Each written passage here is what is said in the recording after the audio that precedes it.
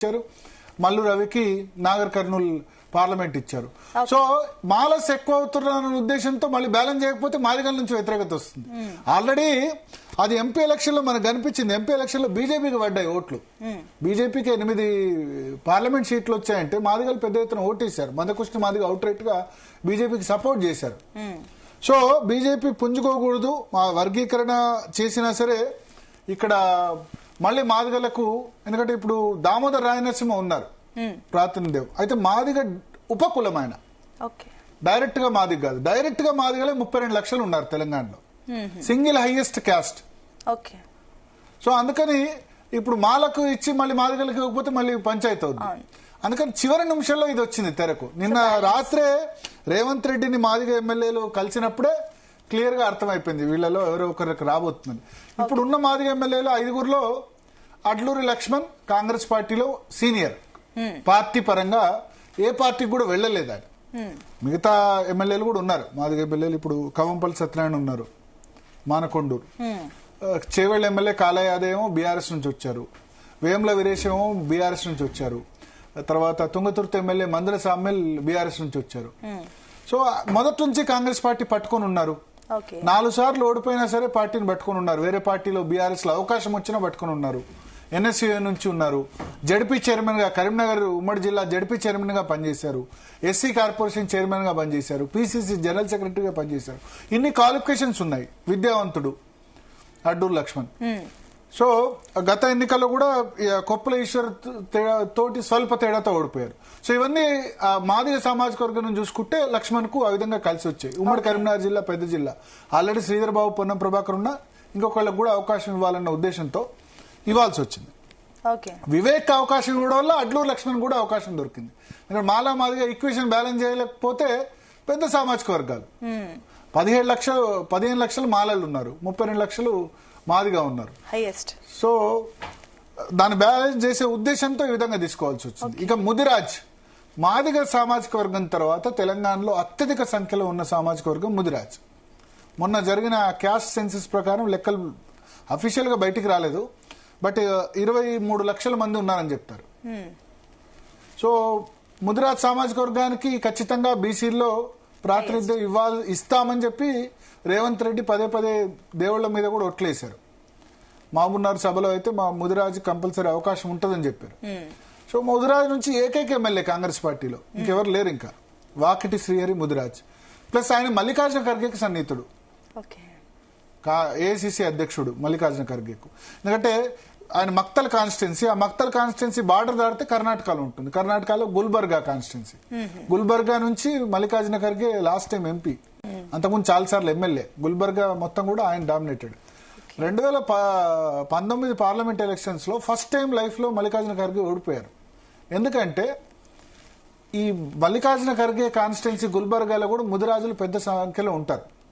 ఇక్కడ ముదిరాజులు అంటారు, కొన్ని రాష్ట్రాల్లో కోలీలు అంటారు. కోలీ అంటే రామ్నాథ్ కోవింద్ రాష్ట్రపతి. కొన్ని రాష్ట్రాల్లో ఎస్సీల్లో కూడా ఉన్నారు వాళ్ళు. సో అక్కడ ఆ ముదిరాజ్ సామాజిక వర్గం చాలా ప్రభావవంతం మల్లికార్జున ఖర్గే కాన్స్టిట్యున్సీలో. 2019లో వాకిటి శ్రీహరికి ఎమ్మెల్యే టికెట్ దొరకలేదని ఆయన వెళ్ళి అక్కడ ప్రచారం చేయలేదు, ఎప్పుడు పోయి ప్రచారం చేసేవాళ్ళు. సో దానివల్ల మల్లికార్జున ఖర్గే కూడా ఓడిపోయారు.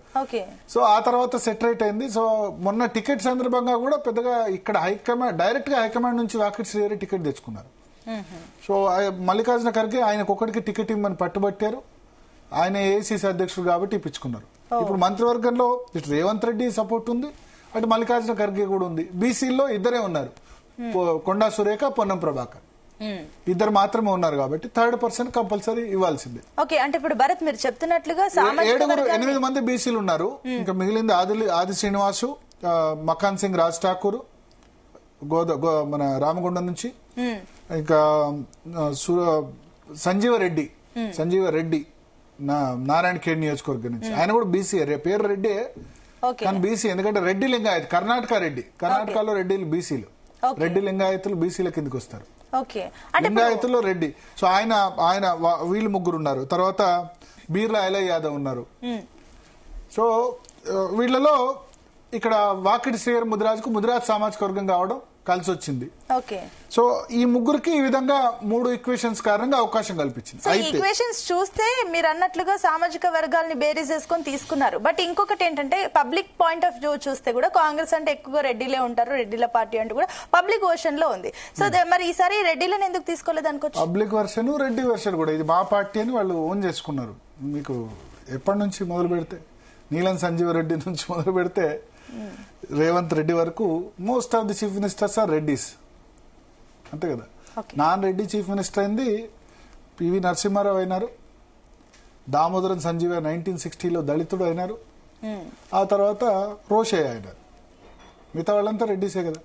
ఇప్పుడు ఎమ్మెల్యేలో మెజారిటీ ఎవరు? రెడ్డిసే కదా. ఈ పార్టీ అయినా ఆ పార్టీ అయినా. అయితే నేనేమంటా అంటే సామాజిక న్యాయపరంగా చాలా మంచి నిర్ణయం కాంగ్రెస్ పార్టీ. రాజకీయ పరంగా ఇది కరెక్ట్ నిర్ణయం కాదు. రాజకీయ పరంగా కాంగ్రెస్ పార్టీకి దీని పర్యావసనాలు ఉంటాయి. నిజంగా హైకమాండ్ తీసుకున్న కాంగ్రెస్ హైకమాండ్ సామాజిక న్యాయపరంగా తీసుకున్న నిర్ణయాన్ని అభినందించాలి. Okay, but at the same time Reddys కి మన ఎమ్మెల్సీ ఇవ్వలేదు. మీరు చూడండి, ఎమ్మెల్సీలు అప్పుడు ముగ్గురికి విజయశాంతి, అద్దంకి దయాకర్ ఇచ్చారు కదా, ఇంకోటేమో సిపిఐకి ఇచ్చేశారు కదా. సో అప్పుడు రెడ్డిస్కి ఇవ్వలేదు, ఇప్పుడు రెడ్డిస్కి ఇవ్వలేదు. కాంగ్రెస్ కి ఎవరు అండగా ఉంటూ వస్తుంది? రెడ్డిసే కదా. సో ఇప్పుడు రెడ్డిలో ఏం మెసేజ్ వెళ్తుంది? కేసీఆర్ తన కేబినెట్ లో 6 రెడ్డిల్ని చేర్చుకున్నారు. కేసీఆర్ బీఆర్ఎస్ వెలమ డామినేటెడ్ పార్టీ అయినా రెడ్డిస్ ని ఏ రోజు కేసీఆర్ తక్కువ చేయలేదు. మీకు చూడండి, కేసీఆర్ పక్కన ఎప్పుడో ఒక రెడ్డి ఉంటారు. మొన్నటి వరకు అప్పుడు శ్రవణ్ కుమార్ రెడ్డి, పల్లా రాజేశ్వర్ రెడ్డి, షేరి సుభాష్ రెడ్డి, ఇప్పుడు ఆర్మూర్ మాజీ ఎమ్మెల్యే జీవన్ రెడ్డి ఎప్పుడు పక్కకు రెడ్డిని పెట్టుకుంటారు. ఎందుకంటే రెడ్డిస్ అగేన్స్ట్ కావద్దు. ఎందుకంటే తెలంగాణలో dominant caste, most dominant caste. Population 7% ఉన్నారు, 17 లక్షల మంది జనాభా. మన సమగ్ర కుటుంబ మన ఈ సర్వే దీని ప్రకారం, క్యాస్ట్ సెన్సెస్ ప్రకారం, ప్లస్ డామినెంట్ క్యాస్ట్. ఇది పక్కన పెడితే గనక, వాళ్ళని పక్కన పెడుతున్నామన్న వస్తే గనక కేసీఆర్ నయం అనుకుంటే గనక, ఎందుకంటే కేసీఆర్ ఏం తక్కువ చేయలేదు రెడ్డిస్ కి. మీకు 2018లో రైతు బంధును రెడ్డి బంధు అన్నారు. ఎందుకంటే మేజర్ గా రైతు బంధు పొలాలు ఉంది రెడ్డిస్కే కదా, రెడ్డిస్కి ఎక్కువ ఉంటాయి, మున్నూరు కాపులు ఎక్కువ ఉంటాయి.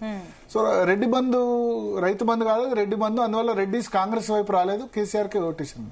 టికెట్ లో కూడా 2014లో బీఆర్ఎస్ కంటే కాంగ్రెస్ కంటే బీఆర్ఎస్ ఎక్కువ టికెట్లు ఇచ్చింది. అందుకని 2014లో కేసీఆర్ కి ఏం అగేన్స్ చేయలేదు. 2018లో రైతు బంధు ఆయన కేబినెట్ లో కూడా ఎక్కువ మందిని పెట్టుకోవడం వల్ల మళ్ళీ ఆయనకి ఓటేశారు. కేసీఆర్ కేబినెట్ లో కూడా 6 రెడ్డిలు అవుట్ ఆఫ్ 17%. ఇప్పుడు 4 రెడ్డిస్ మాత్రమే ఉన్నారు. రెడ్డిస్ కాకుండా ఓన్లీ వీకర్ రెడ్డిస్ కూడా ఎవరన్నా కనీసం ఒకళ్ళని పెట్టేది ఉండే. వీకర్ సెక్షన్స్ తో చేయడం అన్నది ఒక బోల్డ్ మూవ్. రాహుల్ గాంధీ